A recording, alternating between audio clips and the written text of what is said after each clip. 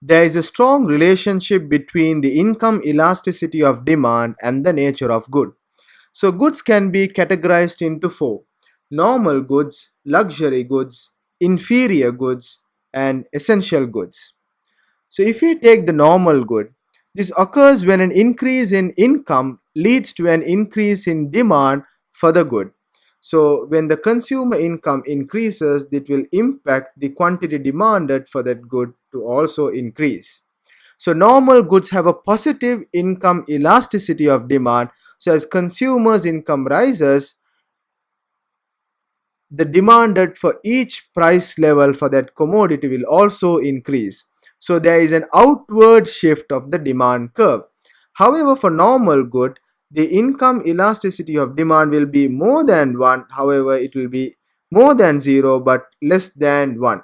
So meaning to say that if the consumer income is going to increase by 1%, the quantity demanded would not exceed 1%.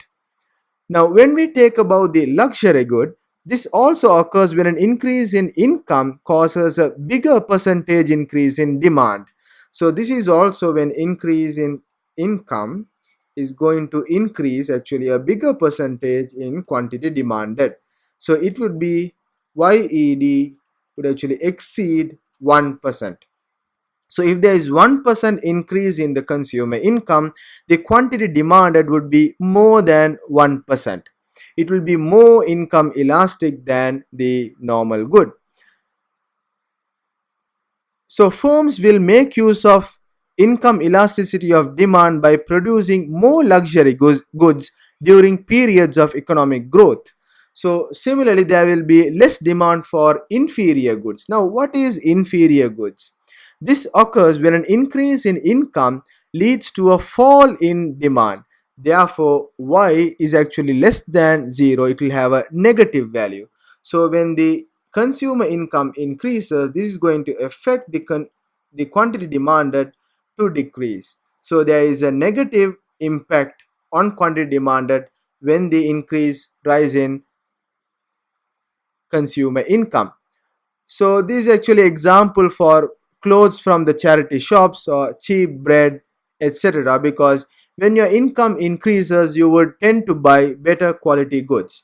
So YED would be less than 0 and it will have a negative value. Now, if you talk about the essential goods, sometimes it does not change, it remains constant, even though if income change. So, if income is going to increase, it does not impact the quantity demand sometimes, but normally essential good also might react as normal goods. So this is the nature of the different goods and how income elasticity or demand is going to impact because of the nature of the good. And also the determinants of income elasticity of demand can be also explained because of income group of consumers. If you have higher income group, then they would be demanding more of luxury goods and also normal goods.